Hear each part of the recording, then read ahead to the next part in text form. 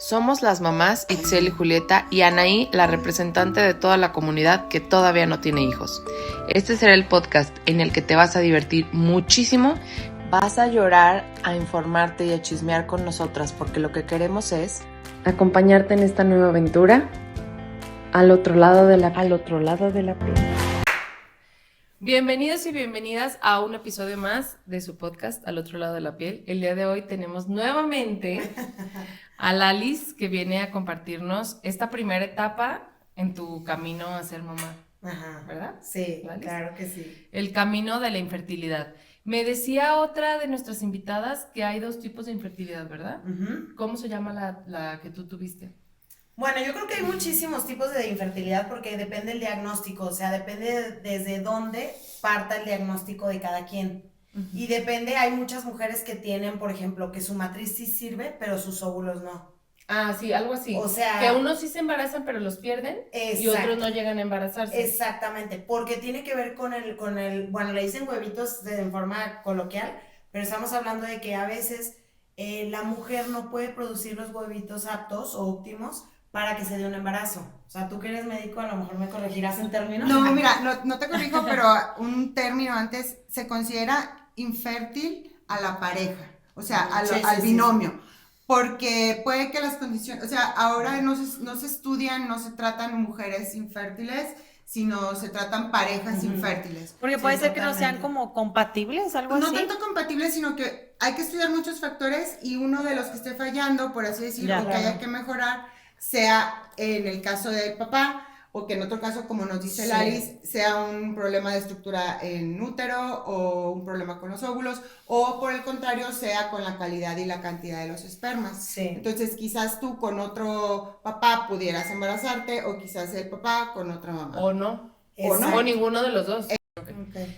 Pues bienvenida. Ay, gracias. Ahorita vamos a ahondar en tu caso, porque acuérdate que aquí no somos expertas, somos mamás que desde nuestra experiencia somos expertas en nuestra experiencia. Sí, queremos escuchar tu historia. Y eso queremos escuchar. Sí, nos quedamos picadas del capítulo anterior. Oigan, pues primero muchas gracias por invitarme, por poner en la conversación este tema. Siento que así como la adopción que tiene su tabú, la infertilidad sigue teniendo mucho tabú y sigue habiendo mucha gente que lo vive sola. Uh-huh. Por cuestión de orgullo, por cuestión de ego, por cuestión de social, por cuestión religiosa, pero de cualquier forma hay mucha gente que lo sigue viviendo solo. O que no sabe qué tanto es un problema de infertilidad y qué tanto no. Porque también ahorita, hoy en día, no hay tanta responsabilidad, yo creo, bueno, no lo quiero generalizar, pero es difícil que un profesionista que no tiene las credenciales pueda diagnosticar, pero sí existe. Mucha gente, un nutriólogo, una persona que no tiene las credenciales para diagnosticar este tipo de problemas, puede que muchas veces asuste a la gente. Entonces hay mucha gente que dice, yo fui con el nutriólogo y me dijo que no puedo tener hijos. Pero no te han hecho estudios. Y son suposiciones. Son suposiciones y pueden que tengan un fundamento real. Ay, yo no me sabía eso del nutriólogo. Yo tampoco. Pero ya me dio miedo. Es que la creería de un ginecólogo, pero es que puede ser, por ejemplo, yo que digo, tengo ovario poliquístico. Uy, no te puedes. Exacto. O sea, ya. Hay como creencias de que si algo, el resultado es infertilidad, ¿no? Sí, okay. Y sí, a ver, sí es más difícil para algunas personas los opinólogos, ¿no? Que todo el mundo tiene la última palabra sobre tu caso. Y en la realidad, para saber que no puedo tener hijos, necesito pasar por una serie de pruebas. Son casi 17 pruebas las que puedes tener para, o sea, ya médicamente. Recuerdo que no soy un médico y que no me puedo equivocar. No soy experta, pero sí en el camino yo vi mucha gente que me decía, es que yo tampoco puedo tener hijos. Y a lo mejor habían tenido un embarazo o a lo mejor decía, ¿cómo? Pero ya te hicieron el estudio de las trompas, pero ya te hicieron este estudio, pero ya te hicieron esto. No. Entonces, ¿quién te dijo que no podías tener hijos? De hecho, a mí me pasó que cuando inició mi proceso, digo, ahorita les platico la historia en concreto, pero el primer doctor que me vio me dijo, yo no te puedo atender porque tu problema es un problema severo de fertilidad. Digo, sí te puedo atender, pero que te aconsejo que te vayas con un especialista. Y cuando me dijo, es un problema severo de fertilidad, yo dije, es broma, claro que no. O sea, te lo juro que no lo creía porque yo decía, pues no me han hecho estudios, no nada. Él lo que vio se quedó como con la superficie en el sentido de que no que no sea un buen profesional, es un tipazo ese doctor, pero él lo que vio dijo, creo que tienes que pasar con alguien que ya te pueda hacer todos los estudios. Con un especialista, o sea, un ginecólogo especialista en fertilidad. En fertilidad, que no todos los ginecólogos son especialistas en fertilidad, como no todos los gastros son especialistas en, no sé, o sea, en hacerla al Sí, bypass. es no una sé. subespecialidad Sí, la exacto. fertilidad. Entonces, sí tienes que ir con alguien que tenga las credenciales para que no te quedes por encima de la superficie. Y mucha gente se cree eso, y acuérdense que también están muy conectadas las emociones. Digo, ya eso es a lo mejor muy holístico de mi parte decirlo, y no tiene fundamento médico como tal, pero sí, si alguien te dice no puedes, muchas veces tú mismo te estresas tanto o provocas que tu cuerpo reaccione de una forma distinta. Claro, las hormonas, ¿no? Exacto. Todo está ligado. Y la mente es muy poderosa para cualquier proceso médico. Entonces, es muy importante que las personas que nos escuchen y tengan esa creencia o algún día alguien les haya dicho, pues que sí seamos lo suficientemente cuidadosos con nosotros para decir, a ver, no está de más gastar en todos los estudios para que te digan, no, no tienes ningún problema, o sí, sí tienes, y lo vas a enfrentar. Pero no nos quedemos con la superficie, porque hay mucha gente que piensa que no, o que alguien le dijo que no, y se queda con esa idea, y en realidad sí puede tener. Y aparte, yo algo que he visto es que en el mejor de los casos solo es infertilidad. Exacto. O sea, hay veces que te hacen todos esos estudios y resulta que aparte, o sea, o la razón del por qué no te embarazas es algo que está, o sea, pues afectando tu salud en Sí, algunas la otras infertilidad áreas. puede ser un síntoma Sí, de Ajá, otros sí, es padecimientos. cierto, claro. O sea, no nada más un Sí. diagnóstico, sino también puede ser un síntoma. Entonces, si existen estas pruebas, es por algo. Muchas veces el problema, se me ocurre ahorita, es, no sé, a nivel de tiroides, Ajá. soluciona el problema de Exacto. tiroides y la fertilidad se recupera. Ahí la fertilidad, más que un diagnóstico, era un síntoma, ¿no? De una Exacto. enfermedad tiroidea. Por eso doy este ejemplo. Que tienes razón en eso de decir, porque muchas veces la gente escucha infertilidad y piensa, mucho dinero, mucho esfuerzo, muy difícil, y a lo mejor no necesariamente tu caso tiene que ser así, puede que sea algo como de regulo mi tiroides, o por ejemplo, tengo otra amiga que fue algo de coagulación en la como sangre. el antifosfolípidos, ¿no? Entonces Fanny, ella ¿no? no sabía, y fertilidad, años, Sí. hasta que le dijeron, ah, no, es que tú algo de coagulación en tu sangre. Ah, ok, entonces atendió eso y se pudo embarazar. Ujú. Entonces, no quiere decir que, a ver, en esto no hay reglas, no me gusta mucho generalizar, porque yo escuchaba casos de éxito y decía, a mí me va a pasar eso, a mí me va a ver súper bien, yo me voy a embarazar. Y escuchaba otra y decía, no manches, ella duró 10 años y se embarazó, a mí me va a pasar. Y eso muchas veces no es tan bueno, porque entonces al compararte, crees o te haces falsas expectativas o crees que no te va a pasar. Entonces, yo creo que es enfocarse en su caso. Pero bueno, perdón. Y aparte, Mami. perdón, que lo No, ves no. como la única, bueno, yo lo he visto como en casos de personas que sufren de infertilidad, que lo ven como la única opción. Ajá. Lo que hablamos el Sí. otro día, ¿no? Otra presión. Ajá, Sí, exactamente. sí. Entonces, bueno, yo quería empezar como, traté de hacer mi guión como para acomodar la información. Lo primero es como un poquito las estadísticas que no son así como, yo no soy experta, no soy el INEGI, pero sí investigué. Y entre el 11.8 y el 16% de la población en edad reproductiva en México enfrenta problemas de fertilidad. Y en el mundo, 1 de cada 6 mujeres tiene problema de fertilidad. Muchísimo. Es Sí. muchísimo. ¿Qué ha pasado? O sea, yo que me puse mucho a investigar, ¿qué ha pasado? Pues obviamente comemos distinto, tenemos más estrés, más responsabilidad, el tema de que ahora la mujer trabaja, pero también es mamá, pero también, o sea, tenemos muchas Menos funciones. tiempo. Menos tiempo. El hombre también vive más estresado, la vida es más cara. El tema del dinero y la presión social es un tema que nos estresa a ambas partes mucho. Entonces, como entender el trasfondo también es poder transformarlo en decir, sí la infertilidad, pero también cómo estamos viviendo nuestra vida, qué tanto estamos tomando pausas, cómo estamos disfrutando nuestros procesos y cómo estamos entendiendo, si queremos verlo como algo más holístico, la misión que tenemos en el mundo o lo que Dios o el destino o el universo quiere para nosotros.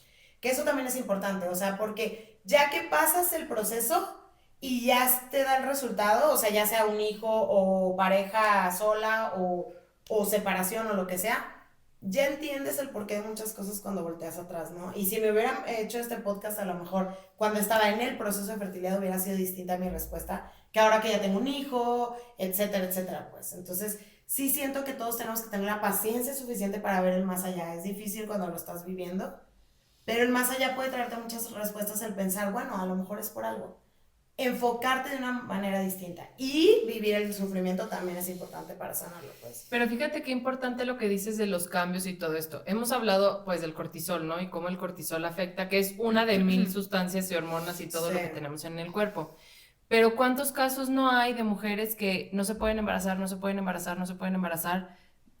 se resignan y dicen, ok, ya nunca me voy a embarazar, y se embarazan. Ujú. No estoy diciendo que así va a pasar con todas, Claro. pero ahí es una prueba de cómo el cortisol sí puede evitar que des vida. Sí, claro. O sea, eso está cañón. Entonces, si una sustancia del estrés puede ser el impedimento para que te embaraces, ¿cuánto más todo lo que consumimos, el ritmo de vida que tenemos? O sea, ahí está la prueba de cómo sí es verdad, ¿sabes? Sí. O sea, no es lo que tú calculaste, es real. Sí. Sí, es lo que afecta en el día a día y también es eso, o sea, como ser consciente de todo lo que nos está afectando, no solo para la fertilidad, sino en diferentes planos de nuestra vida, ¿no? Entonces, también educar unas generaciones que tengan como más conciencia de sí mismos y como más conciencia de lo que consumimos a nivel mental, a nivel físico, etcétera, pues. Pero bueno, ya ese es un tema de concientización distinto. Pero en el tema de fertilidad, primero, yo creo que lo primero es, o sea, si me dijeras qué hubiera hecho diferente, a lo mejor al iniciar mi proceso hubiera sido no compararse, o sea, siento que eso funciona en la vida en general. No compararte y no ver a los demás como que su vida es más, o sea, como que su proceso es más fácil que el tuyo, ¿sí me entiendes? Porque entonces te genera muchos como rencores, sobre todo en el proceso de fertilidad. Digo, ahorita platicamos de lo bonito y también de lo no tan bonito, pero en el proceso de fertilidad, el compararte o el creer en todas las historias o el escuchar muchas historias puede alentarte, por supuesto, de que sí se puede, claro, otros lo logran, pero también desalentarte en el sentido de que muchas veces quieres que tu vida encaje en un molde que a alguien más le funcionó. Entonces, la fertilidad es un proceso difícil porque es un proceso personal solitario. O sea, nadie vive lo que tú estás viviendo en ese momento. Aunque haya millones de mujeres pasando por fertilidad, nadie lo ve como tú o como cada quien. Y también es un proceso en pareja muy desgastante y muy difícil. Que eso mucha gente no te lo dice o mucha gente no lo habla porque cuidamos mucho y guardamos mucho las apariencias en general, ¿no? Y siento que es algo como un poco más mexicano, pero en general como el tema del matrimonio, del proceso que pasa una pareja, puede ser un matrimonio o no, pero una pareja al momento de la fertilidad desgasta muchas cosas. Y en esto, o sea, quiero empezar no negativa, pero sí diciendo que es un proceso muy difícil, pero tiene una belleza inesperada, que es que una pareja no puede salir de fertilidad juntos si no es más fortalecido. O sea, si hay parejas que en el camino se divorcian, por supuesto, Sí, claro. y si es un proceso que lo amerita. Pero si sales de eso, te fortaleces porque conoces una oscuridad que no conocías antes, como pareja y como individuo. Entonces, aprender a leer la oscuridad del otro, digo, creo que en la maternidad también un poco la pareja conoce la oscuridad y creo que en la maternidad también sale lo mejor y lo peor de ti.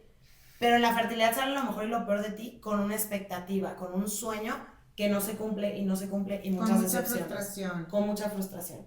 Entonces también eso también es bueno, ser empático con ese proceso y si lo vas a atravesar o lo estás atravesando, también entender que está bien, o sea, está bien llevártela de la fregada en ese proceso porque hay algo que descubrir y hay algo que compaginar y hay algo que mejorar en la pareja. Pues. Y aparte, teniendo hijos, pues el hijo es un distractor, ¿no? O sea, estamos agarrados del chongo, pero bueno, ahorita sobrevivimos porque está el hijo. Sí. Y en la infertilidad no hay ese distractor. O sea, somos tú y yo Es y el ya. objetivo. Claro. Y es muy fácil de persiguiendo. decir, bueno, pues nos separamos, ¿no? ¿Ustedes alguna vez consideraron, o sea, cuando estaban pasando por el proceso de que no ser papás, o sea, seguir juntos sin bebés? Sí, claro, Ok. claro que sí. O sea, lo que empieza, yo creo que en nuestra historia y en la mayoría, sin generalizar los procesos, pero lo que empieza es, te dan la noticia, tú tienes en tu mente una expectativa, puede que venga de un deseo real de ser papás, o puede que venga de un deseo social, de que toca, pues me caso y tengo hijos, no es lo que sigue, o puede que venga de un deseo como presionado, ¿no? O sea, de que, pues es que yo no soy tan buena o no quiero trabajar o no tengo un trabajo que me guste, entonces a lo mejor pues tener hijos, o puede que venga de un deseo de una pareja rota, ¿no? Es que si tengo un hijo a lo mejor voy a arreglar las cosas de pareja, entonces esa idea tú llegas y te dicen no puedes tener hijos y cualquiera de esas fuentes Salidas. llegas y dices, ay, o sea, cualquiera de esas como motivaciones que te hayan hecho decidir ser papá, pues se rompen. Y puede ser una expectativa como en mi caso fue, yo toda la vida soñé con ser mamá desde niña y jugaba a ser mamá y todo, entonces pues obviamente fue como mi sueño toda la vida. Hay gente que reacciona a nivel me deprimo muchísimo y está bien. Hay gente que reacciona, me enojo muchísimo. Hay gente que reacciona como yo, incrédula, que decía, es broma, claro que no, a mí no me va a pasar eso. Yo lo único que sé que voy a hacer bien o que sé hacer bien porque nunca me he sentido así la persona más fregona en mi trabajo, ni nunca me he sentido, o sea, me ha costado mucho trabajo construir mi autoestima en general en mi vida, pero el tema de la maternidad era algo que yo decía, yo sé que yo soy buena para cuidar. Lo único que sí él me dijo fue, mira, por esta situación que estabas viviendo, yo te aconsejo que dejes de fumar. Yo fumaba mucho en ese entonces. Sí tiré la cajetilla, pero salí con mi esposo y le dije, ay, este doctor me al caso. Vamos Hay que con cambiar de doctor. y después de muchas opiniones, con el mismo veredicto, ya fue para mí muy difícil y me enfrentó mucho a mi persona, a cosas, a demonios que yo tenía cargando, que es, me cuesta mucho trabajo ser vulnerable. Y eso creo que le pasa mucho a las mujeres cuando sientes que depende de ti, o sea, cuando el tema físico y médico es tuyo, pasa mucho esta creencia de, como soy yo la culpable, el repartir culpa. entonces te cuesta mucho trabajo aceptarlo. Digo, cada mujer somos diferentes y yo vi en el hospital diferentes formas de reaccionar. A mí me costó mucho trabajo porque yo no me permito ser vulnerable, yo siempre tengo que poder todo, o sea, siempre tengo que lograr todo. Esa es mi forma de pensar, o sea, de yo tengo que resolver todo. Entonces, algo que no podía resolver, yo decía, no, me enfrentaba muchísimo a mis peores demonios, así de, no voy a ser suficiente, ¿cómo no puedo resolver esto? ¿Y cómo no está en mis manos y no depende de mí?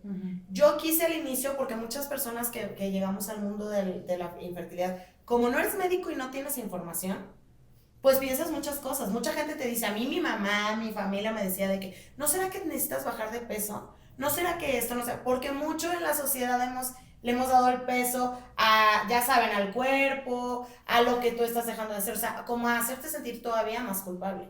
Es mi culpa y aparte no hago lo suficiente. Sí. Y muchas, a lo mejor yo con el peso más alto, muchas con el peso más bajo, de que no, es que no te nutres bien, es que haces mucho ejercicio. Las corredoras o las que hacen Ironman y todo, también es que te excedes en el ejercicio. O sea, siempre la gente trata de buscar una explicación, pero la realidad es que pero donde la culpa es de uno. Ajá. O sea, no puede ser por factores externos, que siempre desde el amor si tú quieres, pero quieren que mejores algo. O sea, como si tú estuvieras decidiendo hacer las cosas mal para exactamente, no poder. Sí, exacto. Y sí creo que también es algo que nosotros tenemos arraigado, porque a mí me pasó, o sea, yo duré muchos meses diciendo, es que qué puedo hacer mejor, es que no lo hice bien, es que es mi culpa, es que porque, a ver, pero ¿de dónde, en qué momento surgió esto? Es que tuvo que haber sido traumas de la infancia, es que tiene que ser el linaje de que estoy enojada porque mi abuela tuvo miles de hijos y entonces yo vengo a pagarlas.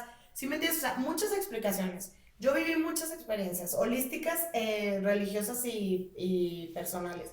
Pero al final de cuentas lo importante de decir es que cuando se rompe una ilusión hay un trabajo que hacer.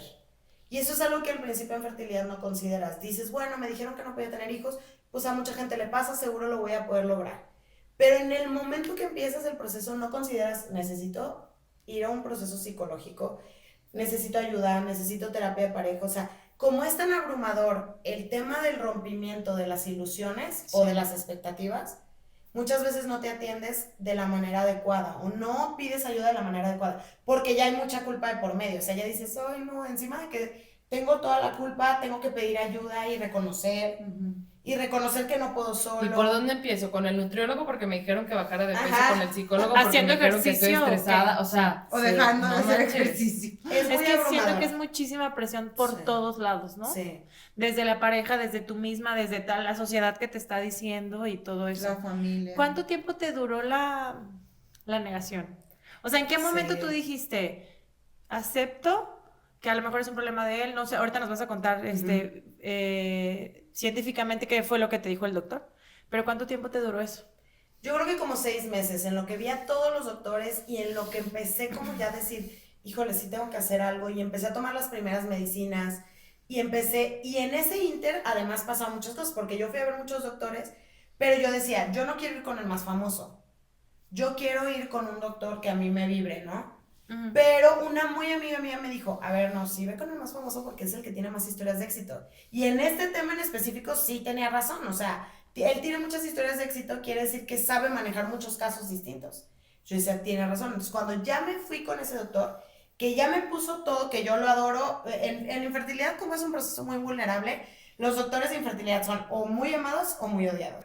Cuando yo llegué a él y que ya me puso todo el plan, y que me empezó a decir, te tienes que inyectar, tienes que hacer esto, vas y compras tu hielerita y con tus medicinas y todo eso, y que ya empecé a ver los fregadazos económicos, los fregadazos emocionales y todo, físicos y todo, ahí fue cuando dije, no me queda más que aceptarlo y sobrellevarlo, sobre todo porque yo trabajaba, o sea, yo tenía que ir al trabajo normal.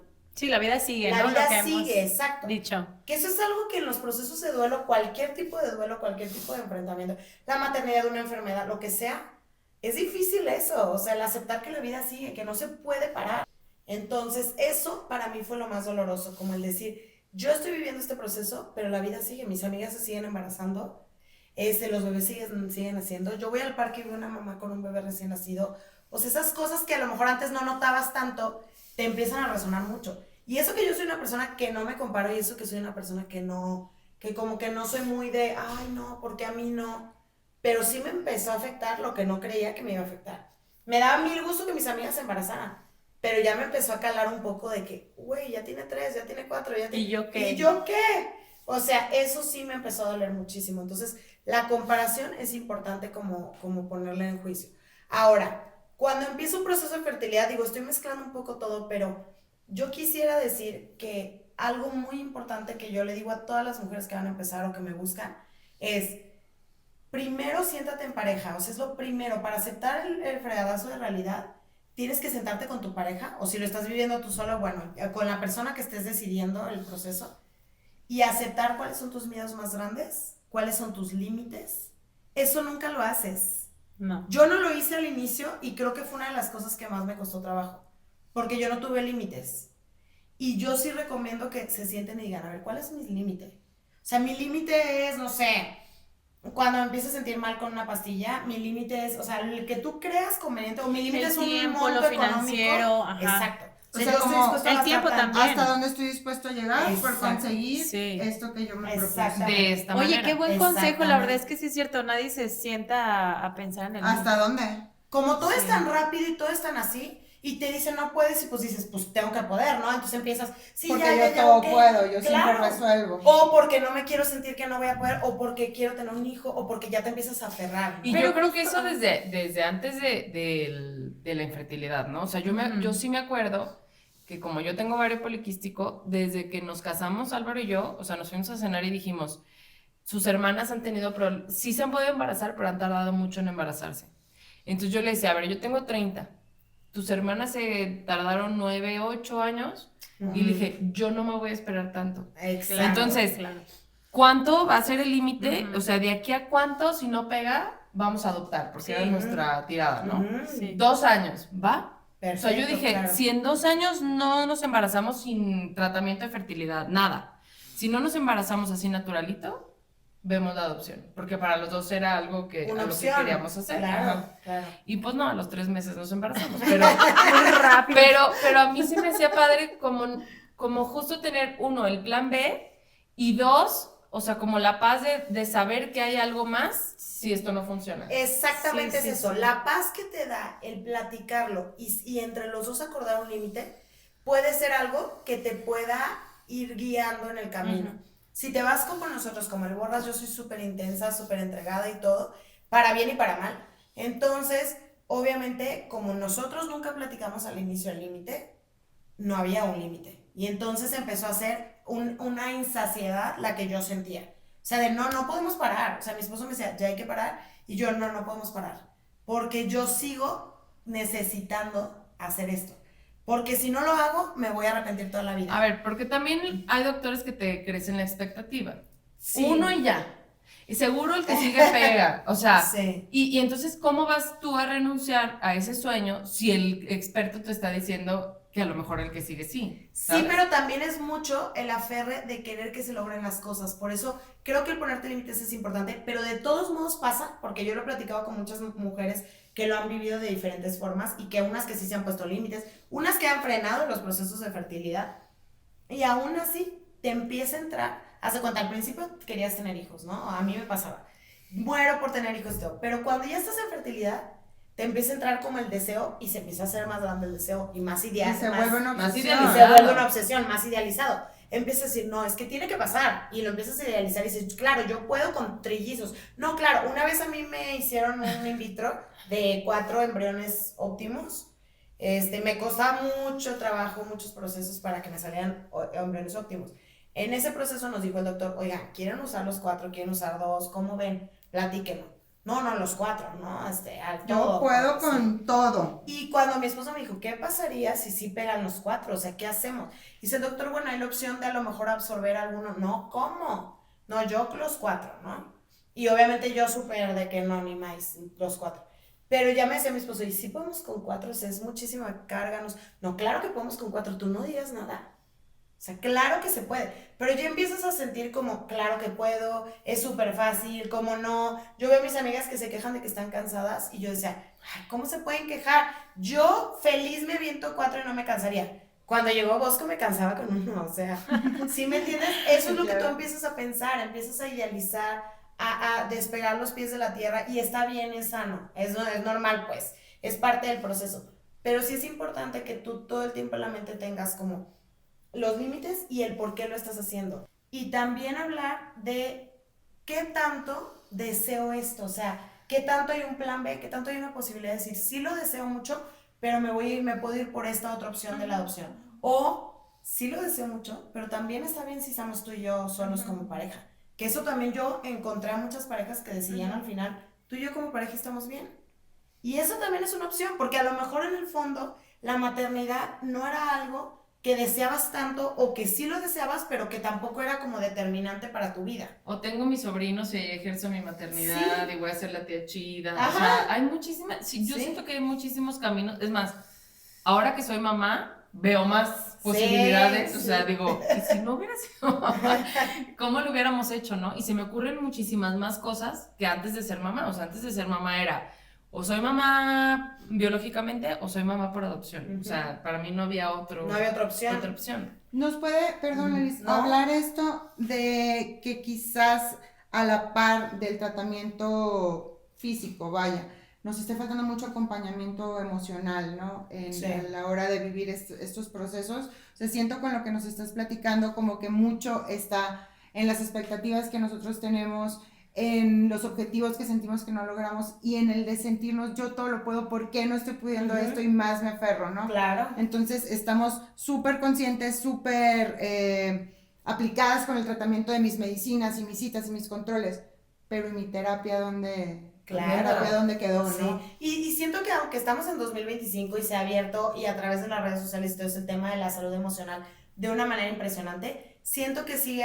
habiendo como un poco de rechazo al tratamiento y del que te funciona, porque también, a ver, yo les estoy contando que a lo mejor yo intensa me obsesioné, hay mujeres mucho más dominadas de sí mismas que yo, que pudieron decir yo hasta aquí llegué, o sea, cada quien somos diferentes y seguramente hay mujeres con mayor talento para dominar sus emociones que yo, pero sí es importante que busques ayuda, ya sea una terapia, ya sea un sacerdote, porque hay mucha gente que le funciona acercarse con un sacerdote, o sea, la forma que tú quieras está bien. Yo al principio dije, Dios, o sea, Dios me va a ayudar, y claro, Dios me ayudó muchísimo y le agradezco la llegada de mi hijo y todo, pero también en el proceso empiezas a vivir tantas emociones y tantas cosas que yo llegué a ir hasta Tulum, o sea, fui a Tulum con una chamana que hiciera una ceremonia del fuego para ver qué pasaba y dar respuestas y todo, o sea, llega un punto en el que necesitas respuestas, o sea, que te empiezas a sentir carente de respuestas y que en el proceso empieza a ser tanto desgaste físico, emocional, médico, que sí es importante, o sea, lo que decíamos, ponerte los límites y también reconocer cuando ya no puedes seguir así, ya sea emocionalmente o físicamente. O sea, yo le admiraba mucho a personas que me decían, es que a mí me cayó muy pesado las medicinas, yo no voy a completar otros ciclos, este es el último ciclo que hago. Yo jamás hice eso, jamás me tiré en la cama, jamás dije no puedo, jamás me dolió una medicina. Es más, algunos me cuentan efectos de inyecciones que yo me ponía, que digo, ay no, a mí me pasó de noche. Yo no sentí eso nunca, pero es mi nivel de desconexión, digo, y ese es un tema mío, pues, pero mi nivel de desconexión a mis emociones. Por eso yo les digo que después de fertilidad no sales siendo la misma mujer, como después de un proceso catártico o difícil en la vida. ¿Por qué no sales siendo la misma mujer? Porque yo ahora me doy cuenta cuando tengo hambre, voy al baño a hacer pipí, me doy cuenta cuando tengo sed. Antes de fertilidad, yo era un robot que me exigía la robotez no sientes nada, tú sigue trabajando, te pusiste así en medicina. Al principio mi esposo me inyectaba, después yo ya lo hacía sola. ¿Por qué? Porque era un nivel de exigencia contigo misma. Llegó un Qué punto en el que te estás fuerte. exigiendo, tienes que lograrlo, tienes que poder, no tienes que ceder. Entonces, si a alguna de ustedes les pasa en la fertilidad como que se mezcla la culpa con nuestros traumas y miedos de la infancia y todo y nuestros demonios, y empiezas a exigirte ese nivel de cosas, tienes que escuchar a tu cuerpo. Yo decidí frenar porque no se pudo lograr el embarazo cuando el doctor me dijo que había 2% de probabilidad de éxito y cuando me di cuenta que había una tasa muy alta de mujeres que tenían cáncer en la vida adulta por los tratamientos de fertilidad, Ajá. por la hormonización, ¿no sé cuánto? Sí, claro. Entonces dices, Nada es "Chin". inocuo en esta vida. Ujú. Nada. Entonces, ahí es cuando dices, a ver, o sea, también hasta qué punto voy a frenar, hasta qué punto voy a decir ya. Y tu cuerpo te lo va diciendo, tienes que aprender a escuchar a tu cuerpo. Por eso es importante la ayuda, de cualquier tipo. Pues. El acompañamiento. El No, y que te acompañamiento. das cuenta, yo creo que qué gran aprendizaje, que te das cuenta que la vida es flexible. Sí. O sea, como dices tú, o sea, trae la belleza inesperada de que no siempre va a ser ese camino. O sea, Sí. tienes otras alternativas, que fue lo que a ti Sí. te sucedió. Sí, claro. Y, por ejemplo, en el hospital pasa mucho que cuando empiezas el proceso con las cirugías, que eso es algo, a ver, hay dos partes médicas de las que me gustaría hablar. La parte de las inyecciones y todo el proceso del acompañar la fertilidad y la parte de las cirugías. Hay gente que se queda en pastillas y es muy importante cuidar las palabras, ser empático un poco. Yo sé que no vivimos la vida de los demás y que cada quien está en su realidad y que no lo hacen con mala intención. A mí me pasaba que amigas mías que habían tomado un hiperovulatorio o amigas mías que no se habían hecho ningún estudio o que se habían podido embarazar con complicaciones o algo, no me gustaba en ese momento que me dijeran, yo también estuve en fertilidad y yo inyectándome, yo cirugías, yo decía, eso no es fertilidad, tomarte pastillas no es fertilidad. Es importante reconocerlo. Yo ahora que lo veo digo, claro que era para ella importante y claro que era para ella, pero en ese momento que lo estás viviendo, sientes como muy duro o que te digan de que, ay no, qué horror, estoy embarazada otra vez. O sea, decías, sí te entiendo que está pesado, que a lo mejor tienes 2 bebés seguidos, pero para mí era dolorosísimo ver ese tipo de comentarios, pues, de que, ¿cómo que estás embarazada otra vez? Yo quisiera estar embarazada. No, ¿cómo te estás quejando de que estás Ah, embarazada exacto, otra vez? exactamente. Es lo que yo les decía, no me acuerdo en qué episodio, que a mí me va muy mal en los embarazos y una amiga me dijo, deberías de agradecer los síntomas porque hay personas que no se pueden embarazar y yo en mi cabeza dije, está bien, los voy a agradecer. No, a la tercera vomitada dije, no, No lo puedo, o sea, Basta de sorry. agradecimiento. Tienes O sea, razón, sí. agradezco a la vida que puedo dar vida, pero se siente de la chingada. Sí, sí. Cada quien lucha su En propia ese guerra. momento, lo importante es volver a ti y no compararte. Que era yo hacía un ejercicio Sí. mental. Porque muchas de que no, le dejé de hablar y está bien, cada reacción está bien. Pero muchas amigas mías me decían, es que le dejé de hablar a mis amigas porque todas están embarazadas y yo no las puedo ver. No puedo ver a su bebé y eso. Está bien. La reacción que tú tengas está bien y tú tienes que respetar tus emociones. A mí lo que me funcionó mucho era mentalizarme a decir, a ver, sí puedes decir como, chin, yo quisiera estar sana o quisiera estar al 100 como tú para poderme embarazar o lo que sea, pero no por eso dejas de entender tu parte, pero también de ser empático con los demás. O sea, como que Claro. te dominas a ti misma y en lugar de que rompa una relación, entiendes que a lo mejor, ay, me está costando mucho trabajo recibirlo. Y lo puedes verbalizar, importantísimo. A mí como me cuesta mucho trabajo ser vulnerable, hasta que yo iba a terminar el tratamiento, muy al final del tratamiento, había un viaje de mis amigas y varias estaban embarazadas y yo no quería ir. Estaba en esta actitud de las odio a todas por embarazarse fácil. No las odio, pues, pero sí me dolía mucho. No, y yo pero en dije, ese bueno, momento sí las en eso, odiabas. Sí. Y dije, ¿a qué voy al viaje? La playa se les va a ver la panza preciosa, no sé qué. No, yo no voy a ir. Y yo inyectándome medicinas y todo. Y en eso dije, una muy amiga mía, mi mejor amiga, me habló y me dijo, sí ve, güey. No, porque yo creo que voy a estar súper histérica, súper mala onda y así. Me dijo, pues sé mala onda, no pasa nada, somos tus amigas. Méntale la madre, o sea. Pero es que creo que eso es lo sano, ¿no? O Eso sea, es si lo estamos, sano, si sí. estamos en una tribu de mujeres en donde, bueno, es que no es normal. Deberíamos de ser más empáticas. O sea, que no es normal. Y saber, Sí. o sea, no, es que yo de repente pienso, lo más normal es la empatía y luego me doy Sí. cuenta que no.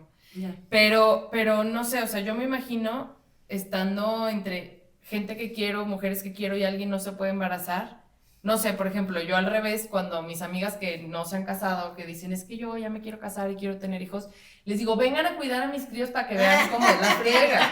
O sea, más bien lo que me gusta es como tronarle la nubecita de, está bien que lo quieras, pero sitúate en lo que es en realidad, ¿sabes? Sí, claro. O sea, no tanto para que ya no quieras, sino para que disfrutes mientras no llega, ¿sabes? Sí, claro. O sea, sí, que es difícil en el momento que lo estás viviendo disfrutarlo. Y sí tienes razón, ¿eh? Hay una parte muy disfrutable de estar en pareja o de vivir el proceso de fertilidad de alguna forma porque vives muchos altibajos, pero te estás acompañando de una forma muy empática cuando todavía son dos personas adultas, ¿no? Ya que llega un hijo, pues es distinto.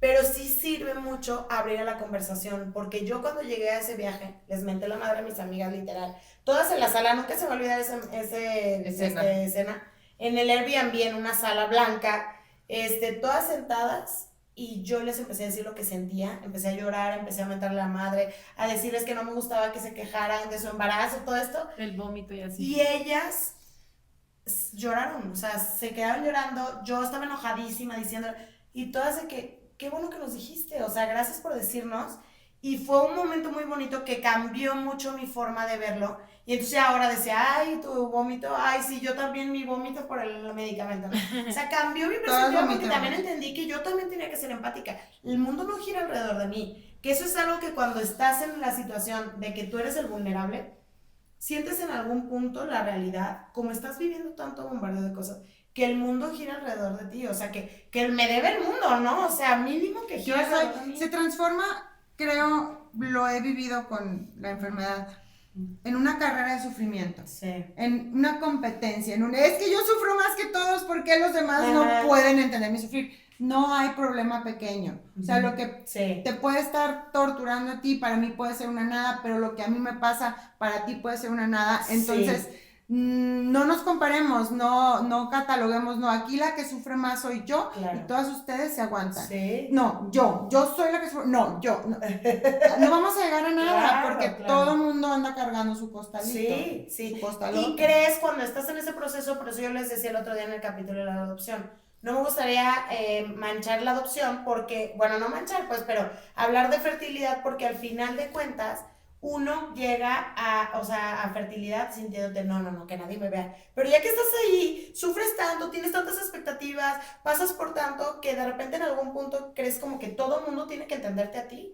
Y ahí es cuando entiendes que no. No, y que hay gente que ni sabe que estás en ese punto. Exacto. A ver, yo me eché tu Instagram y es que yo amo cómo viviste tu proceso. Ay, o sea, se me hizo una manera muy transparente y se me hizo, la verdad, por más que seas intensa y lo que tú quieras, a mí se me hizo una manera muy sana de llevarlo a cabo, porque Lalis publicaba, hoy va a ser nuestra transferencia, les pido por que pidan porque alguno de mis embriones pegue, no sé qué, entonces y prendan una velita, o sea, como que le dejabas tarea a la gente de tu alrededor, ¿no?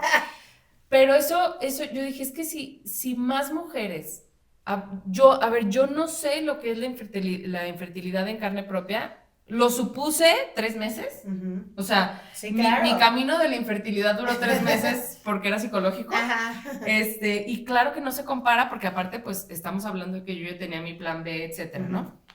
Pero yo no sabía lo que era, o sea, yo escuchaba, hay muchas mujeres que pierden a su bebé el primero, entonces yo decía, a lo mejor no pega, a lo mejor sí pega y lo pierdo, ¿sabes? Claro. O sea, porque para mí había esa posibilidad. Y sí, o sea, muchas cosas, ¿no?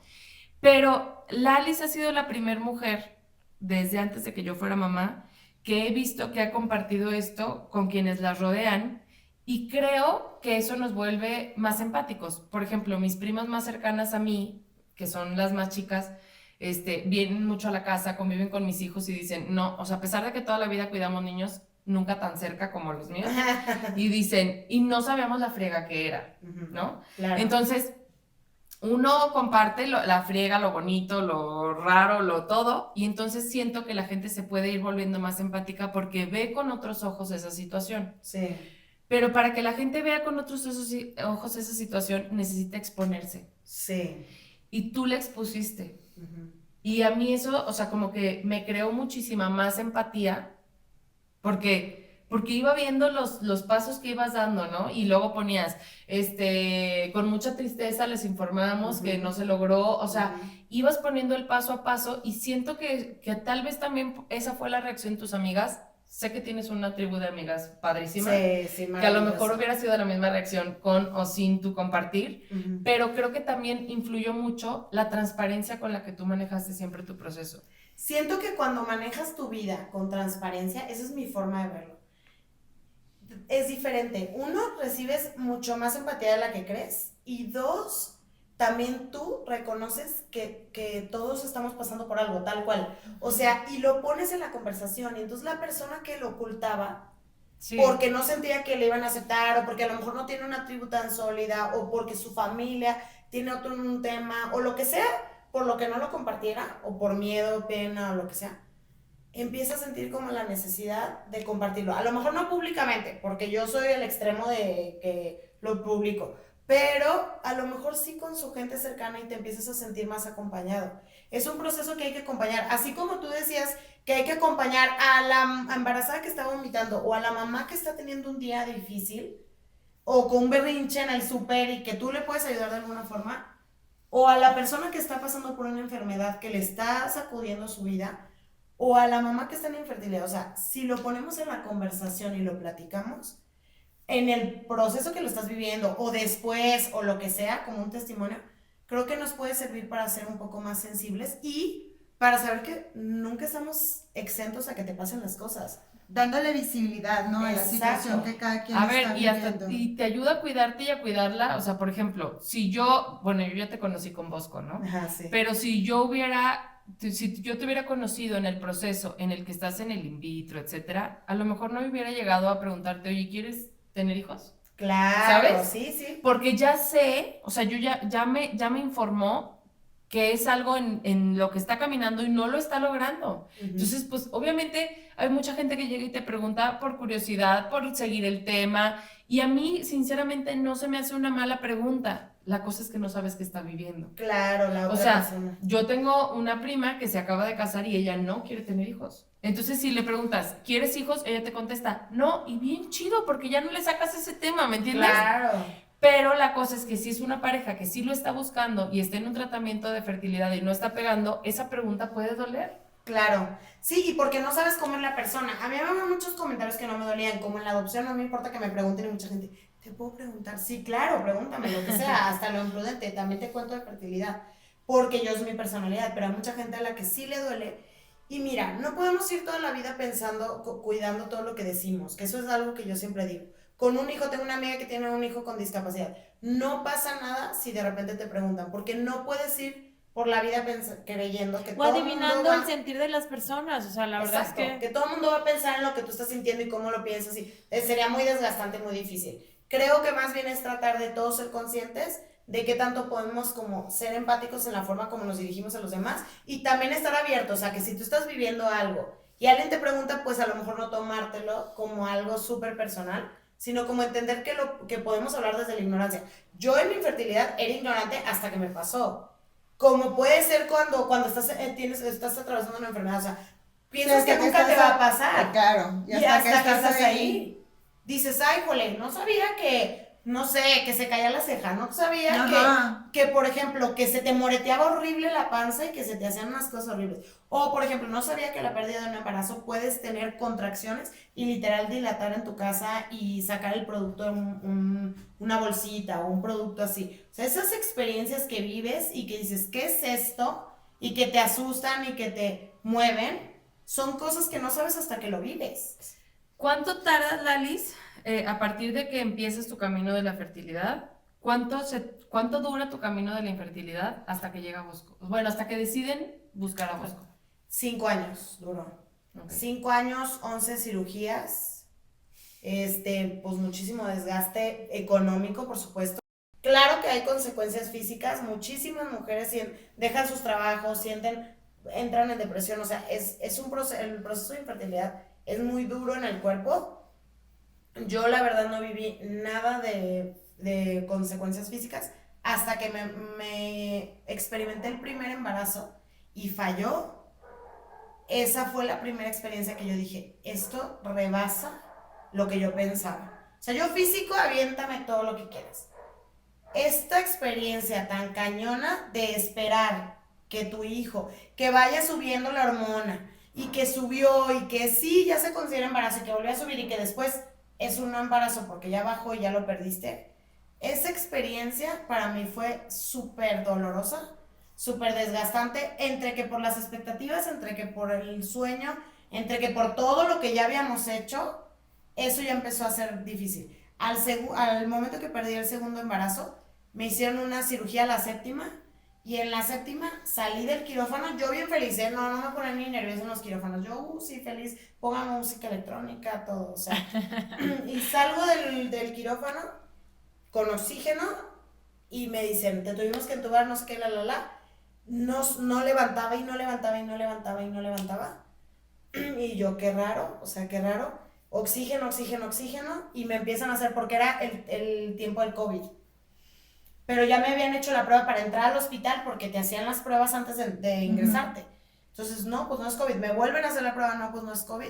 No levantaba, me empiezan a hacer miles de estudios y empezaron a pensar que era un coágulo en el cerebro y yo me empecé a asustar porque dije, pasó un día, pasó otro día y me hacían 1000 estudios y no sabían qué era, pero yo nomás no me podía recuperar, hace cuenta.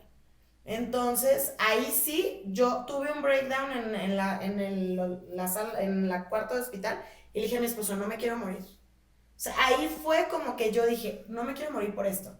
Fue la primera vez que yo dije, porque antes yo te hubiera dicho, me muero en el intento, casi. Échame 20 cirugías, pero como que te diste cuenta de que, aparte de que tu recuperación era muy buena, los síntomas no, estabas corriendo riesgos. Sí. Con todo el tratamiento, como les dije ahorita, ningún medicamento, ningún procedimiento es ahí nomás, o sea, todo tiene consecuencias, todo tiene riesgos, y tú los estabas corriendo. Ajá. Y ni siquiera eras consciente de ello. Exacto. Y no sé si era por inconsciente, tienes razón, o sea, porque realmente yo no soy una persona que no está tan conectada consigo misma, lo estoy trabajando mucho en terapia, pero es bueno, es importante escuchar a tu cuerpo, porque yo ahí le dije, no me quiero morir, no me quiero morir.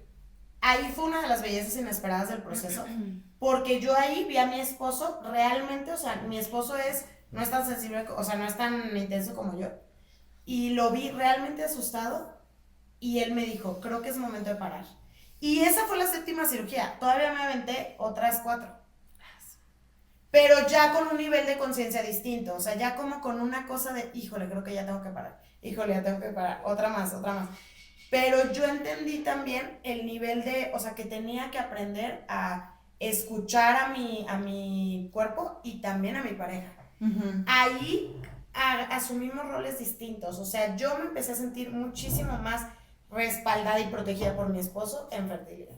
Algo muy importante es saber descubrir en los procesos difíciles también las cosas buenas, porque si no, sí termina mal la relación, o sea, sí a mí me llegó a entrar un colapso donde yo le decía a mi esposo, yo creo que si no es con hijos no quiero estar contigo, o sea, en el nivel de hormonización y de sufrimiento y de no saber decirle, estoy asustada, tengo miedo, no saber verbalizar las cosas, con todo y acompañamiento psicológico me llegó a pasar momentos de ira o momentos de sufrimiento, o cuando perdimos el primer embarazo, yo me acosté en la cama como unas 8 horas, lloré, y él se acercó conmigo y empezó a llorar, y yo le dije, tú no entiendes, tú no llores igual que yo. Tú no tienes derecho. O sea, no, exacto, no te está pasando igual que a mí. Ay, tengo ganas de llorar, o sea, Ajá, qué fuerte, imagínate. la verdad, qué fuerte. Y mi esposo, te acompaño, sé que lo vives diferente, pero también eran mis hijos, y tenía razón, o sea, también eran sus hijos.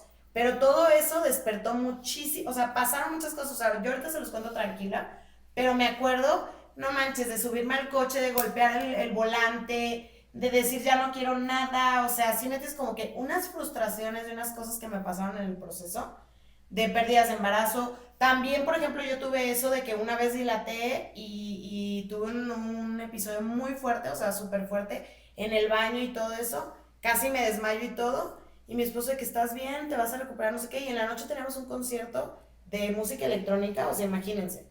Ir a brincar. Me dormí 2 horas, me bañé, me vestí y me fui al concierto. Y me arrepiento muchísimo de eso, porque no honré mi proceso que yo estaba viviendo mis bebecitos que había perdido, no sé, como no honré el momento por querer ya salir, ya estar bien, ya demostrarle a todos que yo puedo, que yo soy súper buena para lidiar con esto. Es que tenías muchísima autoexigencia. A ver, pero sí, Lalis, nadie te dice cómo lo tienes que hacer. Sí, claro. Sí. O sea, es que vuelvo a eso, o sea, yo me fijo mucho, por ejemplo, pues los rituales de se te muere alguien, las misas, el velorio, así, ¿no? Y no hay, o sea, no hay un esquema, ni siquiera cultural, de qué hacer en las pérdidas, Sí. en la infertilidad. O sea, por eso recalco mucho en cómo tú hiciste tu historia, porque siento que si hubiera un esquema que te pudiera hacer sentir acompañada, y etcétera, ese hubiera sido, ¿sabes? O sea, siento que tú agarraste todas las herramientas para estar, o sea, incluso protegida en estos momentos en donde no solemos proteger a las mujeres porque ni siquiera sabemos que lo viven. Claro, cómo acompañar. También no sabes cómo acompañarlo y tienes razón, había mucha gente que no sabía cómo acercarse. Por eso si lo estás viviendo es importante como, uno, verbalizarlo, también entender que, como todo, tiene procesos muy buenos, que lo estés llevando bien no quiere decir que no tengas momentos de frustración. O sea, yo les comparto esto de algunos picos rápidos de cosas fuertes, para que vean que no todo el proceso fue, o sea, bonito, ni contenido, ni dominado, o sea, no. Hubo muchos momentos cañones, pero sí hubo muchos destellos también de esperanza, como esto de la relación de pareja. Que descubres en tu pareja la única persona que te puede hacer curaciones, la única persona que te puede ver devastada, la única persona que va a apreciar o sea, tu pérdida igual que tú, aunque en ese momento no lo veas así. Y obviamente esas son las cosas que rescatas cuando terminas fertilidad. Cuando terminas fertilidad hay un duelo horrible, porque ya no sabes vivir sin estar en los hospitales, ya no sabes vivir sin la enfermedad, y ya no sabes reintegrarte en la vida siendo una persona normal. Ya no te mueven las mismas pláticas, ya estás en otro nivel y muchas cosas ya se te hacen muy banales o lo que sea. Y entonces tienes que regresar a recoger las piezas de los destellos de esperanza que hubieron en el proceso para reconstruirte a ti y reconstruir tu relación de pareja. Porque nosotros sí estábamos súper desgastados cuando terminamos fertilidad. A pesar de estos destellos que ahora reconozco porque lo vivimos después un año de terapia y la adopción y todo, pero aún así en el proceso sí terminamos diciendo, me caes pésimo. Pero a ver, ojo, aquí también ustedes trabajaron mucho psicológicamente y así por la adopción. Sí, también. O sea, quienes terminan y dicen no y se quedan así con la herida abierta. O quienes terminan y se qué embarazan. fuerte. También. Quienes se embarazan, eso es muy importante. Quienes se embarazan en infertilidad, en un proceso de in vitro, inseminación o cualquiera, y luego tienen un hijo, encima de todo eso que hay que sanar, hay un caos doble, porque llega el bebé y es caos, o sea, caos hermoso, precioso, pero mucho caos, pues. Y mucho te tienes que sanar. Entonces también eso es importante, como hacernos responsables de que un bebé biológico o adoptivo es el protagonista y que nosotros como papás tenemos que atender lo nuestro por fuera de tu maternidad, por fuera de tu paternidad. Que eso es importante, porque muchas veces vienes de ese caos y de repente te embarazas, te dicen, sí te embarazaste. ¡Qué alegría, qué felicidad! Pero todo ese caos sí existió y sí pasó. Y está bien fuerte, porque no es como, lo dejo afuera y cuido a mi hijo, pues lo estás cuidando con lo que eres. Ajá. O sea, con lo No, que y traes. después ya me embaracé, ya tengo a mi bebé, ya pudimos adoptar. No es como yo pensaba. Sí, No es como yo quería, no es lo que me había imaginado. O sea, tus expectativas, tienes que tener acompañamiento, Lo que definitivamente. hablábamos en el episodio de la adopción es que yo siento que así de que en el hospital cuando vas a parir te deberían de obligar a tomar terapia Sí. por ti.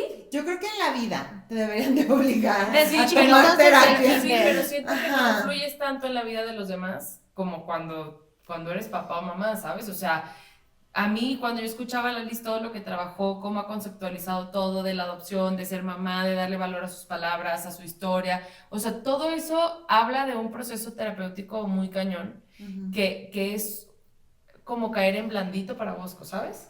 Sí, porque sí tienes que ser, sí cierto, tienes que ser consciente, porque cuando nosotros llegamos a la primera terapia de pareja del proceso de adopción, que sí te obligan a la terapia, sí salieron muchísimas cosas terroríficas, pues, Claro. que vienen de la fertilidad.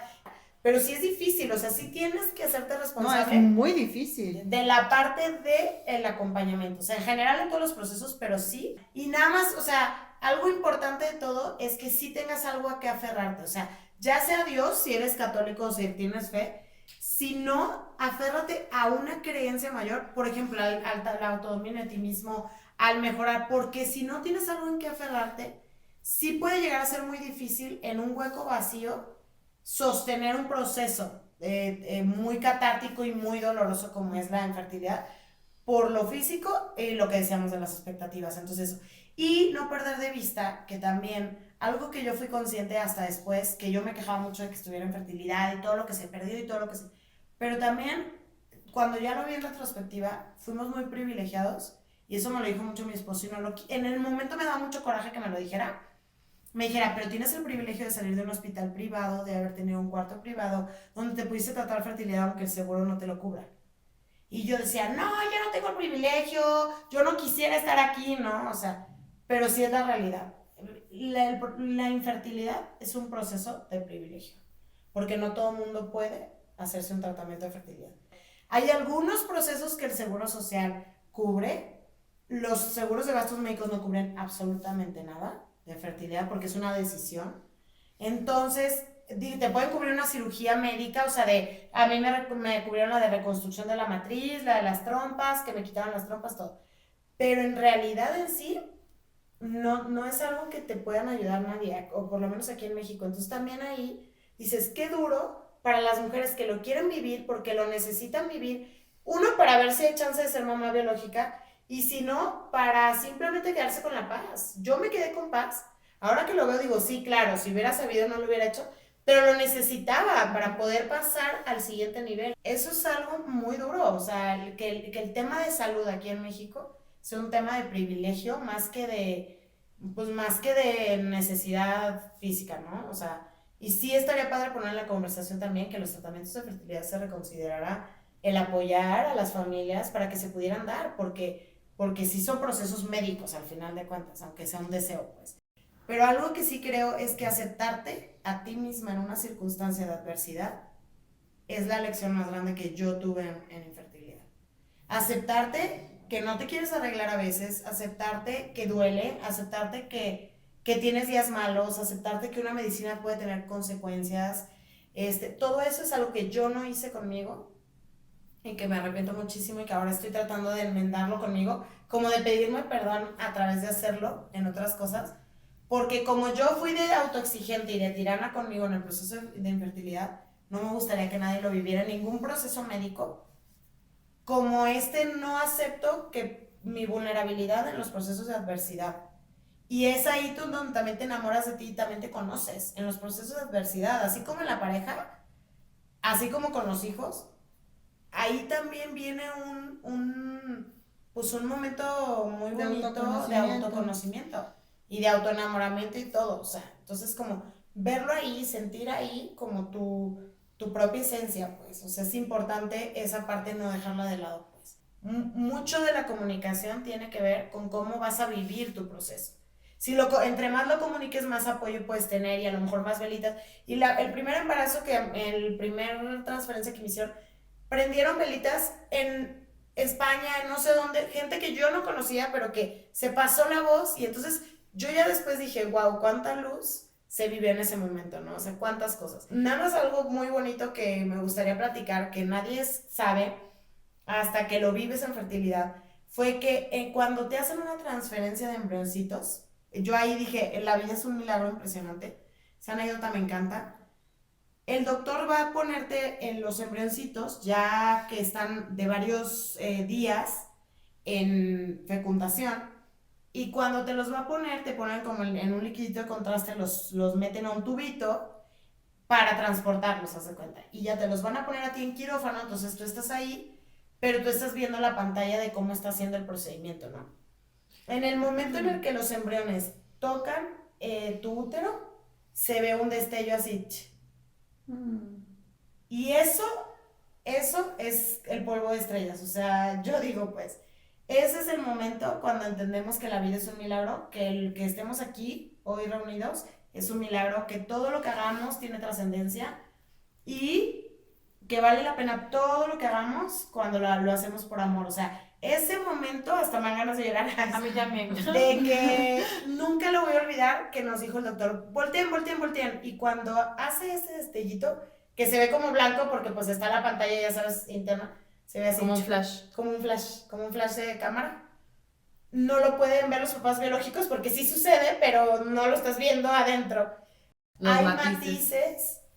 Y en ese destello nosotros entendimos que todo el proceso de fertilidad para mí valió la pena por vivir ese momento 2 veces y por verlo así tan claro. Porque cuando llegó mi hijo, hace cuenta que sentí eso, ese flash, pero en vivo, ¿no? Con un bebé, o sea. Y yo tuve la cercanía a la adopción, pero también se vale replantearte de estar en pareja. También se vale replantearte que tu pareja no es la adecuada para ti, que eso también es importante. Puede que en el proceso de fertilidad digas, es que esta persona no es la adecuada para mí. Está bien. El matrimonio siempre tiene que buscarse o sea, la forma, ¿no? Pero si no, que el proceso de fertilidad no esté en vano, pues. O sea, que descubra o saque algo de ti o de tus relaciones personales que valga la pena. O sea, que no seas el mismo que antes, que seas alguien mejor, pues. Quiero, por favor, Lalis, no solo a Bosco, o sea, primero me gustaría que le dedicaras un mensajito, unas palabras a tus embrioncitos que sí tuviste. Ay, y sí. ese flashazo, pues fueron tus bebés y el Claro, tu esposo claro. que tocaron la vida, ¿no? Ay, claro, sí. Entonces, un mensaje para ellos y al otro carnosito que está ahí. Bosquito. Sí, bebé. claro. Palabras a lo mejor para mi esposo, que lo amo, sí, que regresó a ser mi mejor amigo después de no quererlo. Sí. No, fertilidad obviamente nos hizo la prueba más grande que hemos tenido y la paternidad también, ¿no crean? Pero me encanta volver a regresar a nosotros, al punto principal de por qué nos enamoramos. Y le agradezco que siempre me ha aguantado y ha entendido mi intensidad, entonces es una persona. Pero bueno, mis embriones, gracias por transformarme la vida, porque sin ellos, sin su presencia en mí, no se hubieran hablado muchas cosas y creo que no estaría siendo mamá de Bosco. Con ellos entendí que les tocaba venir breve, pero que valía la pena. Pero consistente. Pero para transformarme y que la vida es un milagro y que atesoré muchísimo más mi vida, la de mi hijo, la de mi familia, la de mi gente, más después de haberlos vivido y que me hubiera encantado que estuvieran aquí, pero que los sigo sintiendo, o sea, los sigo viendo y sigo sintiendo sus mensajes y pues nada, o sea, que sé que yo tenía mucha duda de si había hecho lo mejor, si había sido suficiente para recibirlos y bueno, ahora sé que así tocaba, ¿no? Pero... Y que sí hiciste lo suficiente. Y que sí hice lo suficiente. Y que aquí estamos, pero que gracias. Y mi Bosco, no, mi Bosco. Mi alegría, lo máximo. Mi maestro, la persona más sabia que conozco. Y pues nada, me siento muy orgullosa de él y muy agradecida. Me siento, como que no merecedora de un hijo así, pero muy agradecida por todo lo que es Bosco en la vida, por su sensibilidad, por su amor, por su inteligencia, por su empatía y porque supera todas mis expectativas y todo lo que pudiera pensar de un hijo y que siento que es un regalo enorme y espero estar a la altura de un hijo así y espero guiarlo de la mejor forma y pues que lo amo. Ay, Pero Lalis, muchas qué gracias. gusto tenerte aquí otra vez. A ustedes Nos también. gusta mucho Gracias. escucharte, aprender de ti, platicar contigo y tenerte aquí. No, muchas gracias a las 3 por compartir mi historia y gracias por el esfuerzo que hacen por ese podcast, que yo escucho todos los episodios. Muchas gracias. Muchas gracias. Gracias por compartir. Gracias, Muchas gracias la a verdad. ustedes. Muchas gracias a todos. Bye. Bye.